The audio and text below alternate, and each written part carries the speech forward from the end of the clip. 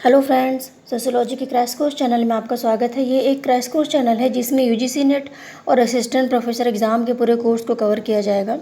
आज हम यूनिट 9 का एक चैप्टर साइबर क्राइम पढ़ेंगे, क्योंकि एक एक करके सारे चैप्टर्स ख़त्म करने हैं। तो आज हम साइबर क्राइम को ख़त्म करेंगे। ठीक है, साइबर क्राइम का मतलब क्या होता है, प्रकार कौन कौन से होते हैं, कौन कौन से कानूनों के तहत हम साइबर क्राइम को रोक सकते हैं और साइबर क्राइम कर रहे व्यक्ति पर मुकदमा कर सकते हैं, उस पर एफआईआर दर्ज कर सकते हैं। ठीक है, तो आज हम इसको जानेंगे और यहीं से क्वेश्चंस आएंगे। तो शुरू करते हैं। अनाधिकृत रूप से किसी व्यक्ति के कंप्यूटर में प्रवेश करके सूचनाएं प्राप्त करके उनका दुरुपयोग करना ही क्या है, साइबर क्राइम। ठीक है, तो दुरुपयोग में हर प्रकार का दुरुपयोग आता है। हमने किसी के बैंक अकाउंट को ले लिया और उसके बाद हमने उससे शॉपिंग कर डाली। ठीक है, हम उसके बैंक अकाउंट में अनाधिकृत रूप से हमने प्रवेश कर लिया, उसके क्रेडिट कार्ड को ले लिया और उसके बाद क्या किया, हमने शॉपिंग कर डाली, उसको बहुत बड़ा लॉस हो गया। इसके अलावा और भी बहुत से प्रकार के साइबर क्राइम्स होते हैं जिसको आगे हम डिस्कस करेंगे। हैकिंग, पहला है हैकिंग। हैकिंग और हैकर, ये दोनों शब्द जो है हमारे दैनिक जीवन में हम अक्सर सुनते रहते हैं। जब भी हमारे कंप्यूटर से कोई सूचना चुरा रहा होता है या फिर किसी के कंप्यूटर से सूचनाएं चुरानी होती है तो हम क्या करते हैं, हैकर को हायर करते हैं। ठीक है, और हैकर को कंप्यूटर की बारीक से बारीक जानकारी होती है, तो जो काम वो कर सकते हैं वो सब लोग नहीं कर सकते। ठीक है, तो हैकिंग होता क्या है? हैकिंग का मतलब है कि किसी के कंप्यूटर में अनाधिकृत रूप से घुसकर उसके डाटा को चुरा लेना। संवेदनशील डाटा, ऐसा नहीं कोई भी डाटा ले लेंगे, हमको जो ज़रूरत होगी डाटा को, जिससे लेकर हैकर कुछ बड़ा काम कर सकता है, नुकसान कर सकता है उस व्यक्ति का और अपना फ़ायदा कर सकता है, ऐसे डाटा को हम चुराते हैं और उसको चुराने के बाद क्या करते हैं, अपना हम फ़ायदा करते हैं और उस व्यक्ति का नुकसान हो जाता है। ठीक है, मान लीजिए किसी व्यक्ति के बैंक अकाउंट को वह व्यक्ति जान गया, पासवर्ड जान गया, फिर उसने क्या किया, बैंक अकाउंट को खाली कर दिया। अगले का बहुत बड़ा लॉस हो गया, उतना पैसा कमाने में तो उसकी ज़िंदगी चली गई, लेकिन उस हैकर ने 1 सेकंड में ही उसको अपने पास ले लिया। तो हैकिंग जो होता है ये काफ़ी ख़तरनाक होता है। हैकिंग के द्वारा बड़ी बड़ी सूचनाएं भी लीक हो जाती हैं। जैसे मान लीजिए कोई परमाणु लॉन्च होने वाला है और जहाँ पे वो है, ठीक है, वो चीज़ें जहाँ पर रखी गई हैं, सुरक्षित रखी गई हैं, किसी हैकर ने वहाँ पे सेंध मार दी और सूचनाएं ले ली, तो कितना बड़ा नुकसान हो गया, उसमें कितने दिनों की मेहनत चली गई और उस सूचना को लेकर कोई कितना बड़ा नुकसान कर सकता है देश का, दुनिया का। ठीक है, और इस चीज़ को ध्यान में रखते हुए हैकिंग से संबंधित कानून बनाए गए। ओके, फिर दूसरा है थेफ्ट। थेफ्ट में क्या होता है कि कॉपीराइट जो लॉ होता है, उस कॉपीराइट लॉ का कोई उल्लंघन करता है, यानी किसी वेबसाइट से जाकर मूवी डाउनलोड करके उसको फिर किसी दूसरे वेबसाइट पर डालना या फिर यूट्यूब पर डालना, या फिर किसी और के वीडियोस को कॉपीराइट करके हम उसका जब उपयोग करते हैं, यूट्यूब पे डालते हैं या फिर कुछ और करते हैं, कॉपीराइट जब केस लग जाता है हम पर, तो क्या होता है कि वो उसी कानून के तहत लगता है जो कॉपीराइट को बंद करने के लिए शुरू हुआ था। ठीक है, तो थेफ्ट का मतलब होता है कि कॉपीराइट लगना। जब हम किसी चीज़ को ले लेते हैं, कोई म्यूजिक हुआ, कोई मूवी हुई या फिर कोई सॉफ्टवेयर हुआ या फिर किसी दूसरे का बनाया हुआ कुछ हम चोरी कर लेते हैं, साहित्यिक चोरी कर लेते हैं उसकी। ठीक है, उसके बाद हम अपने लिए उसका उपयोग करते हैं तो कॉपीराइट लग जाता है, वो स्वयं ही वहाँ से डिलीट हो जाएगा। तो इसी को क्या कहेंगे, थेफ्ट। साइबर स्टॉकिंग क्या होता है? साइबर स्टॉकिंग का मतलब होता है कि जब विक्टिम को ऑनलाइन हरास किया जाता है, परेशान किया जाता है। जैसे हमने किसी को ईमेल भेज दिया और फिर या फिर कोई मैसेज भेज दिया। अक्सर हमारे पास ईमेल्स ऐसे आते रहते हैं जो हमको परेशान करने के लिए होते हैं कि इस कंपनी में ये लॉटरी निकली है, फिर आपको ये करना होगा, आपको इतने पैसे देने होंगे, फिर वो लॉटरी आपको मिल जाएगी। ठीक है, तो क्या होता है, जो ईमेल्स इस टाइप के आते हैं तो वो ईमेल अक्सर हमको परेशान करने के लिए होते हैं और वो स्टॉकिंग के अंतर्गत आते हैं। ठीक है, अक्सर छोटे बच्चों को ऐसे ईमेल्स आते हैं, यानी जो किशोर बच्चे होते हैं और उनको ज़्यादा जानकारी नहीं होती, तो उनको इस टाइप के जब ईमेल्स आते हैं तो अक्सर वो जाल में फंस जाते हैं। ठीक है, तो स्टॉकिंग में सबसे ज़्यादा वही फंसते हैं।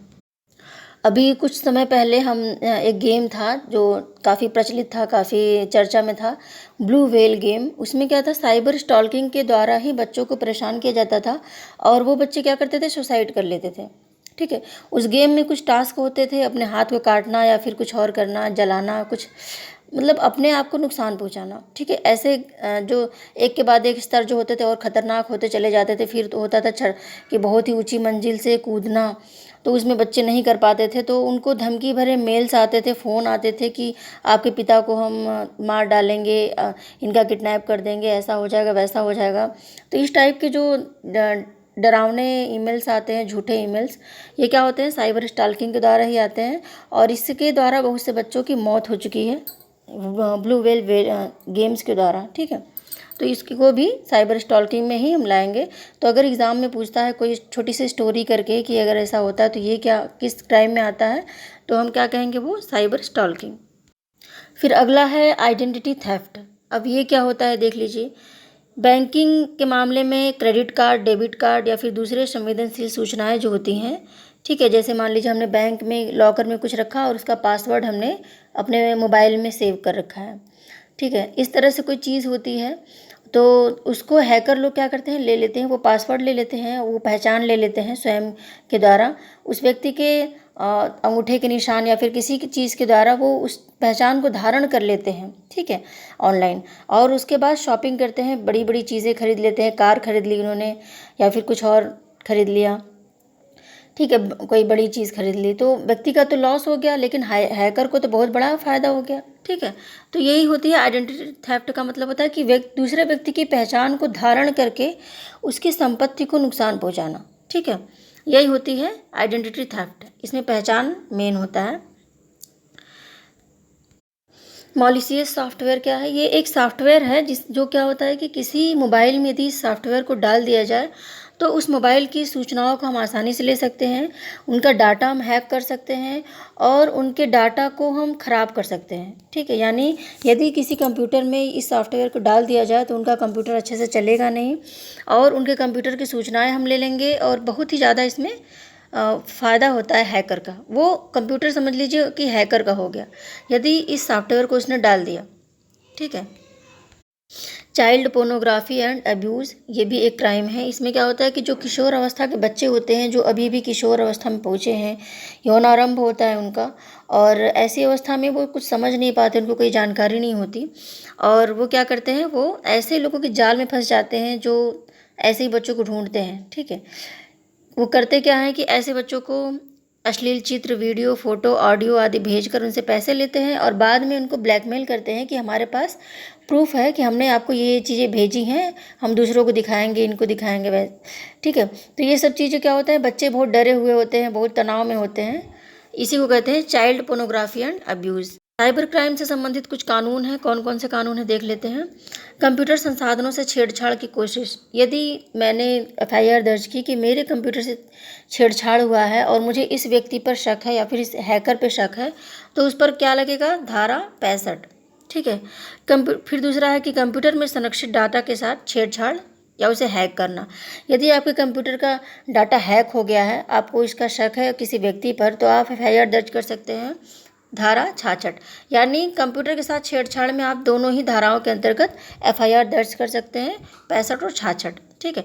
साइबर आतंकवाद के लिए दंड का प्रावधान 66F, ठीक है। तो साइबर आतंकवाद के बारे में, यदि साइबर क्राइम के द्वारा आतंकवाद फैलाया जाता है तो आप किसी व्यक्ति पर 66F के द्वारा क्या करते हैं, एफआईआर दर्ज करा सकते हैं। इलेक्ट्रॉनिक माध्यमों के द्वारा यदि कोई व्यक्ति आपत्तिजनक सूचना या फिर अश्लील सूचनाओं को एक कंप्यूटर से दूसरे कंप्यूटर या फिर एक व्यक्ति से दूसरे व्यक्ति को भेजता है तो उसके ऊपर 67A के तहत मुकदमा चलाया जाएगा, ठीक है। तो आपको क्या करना है, ये चीज़ याद रखनी बहुत इंपॉर्टेंट है। ये अक्सर जो फिल्म इंडस्ट्री वगैरह वाले होते हैं तो उनके ऊपर ये धारा लग जाती है।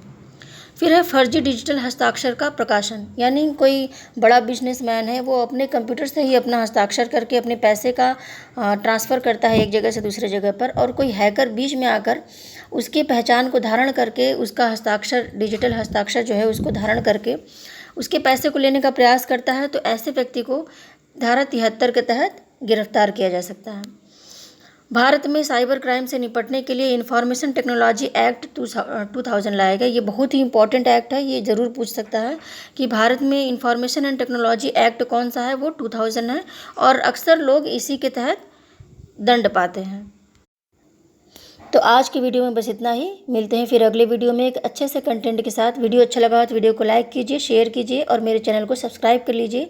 और हाँ, बेल आइकन को दबाना बिल्कुल मत भूलिएगा, ताकि जब भी मैं कोई वीडियो अपलोड करूँ तो उसकी नोटिफिकेशन आपके पास पहुँच जाए, आप कोई भी लेक्चर मिस ना करें। ओके, तो मिलते हैं अगले वीडियो में, तब तक के लिए बाय।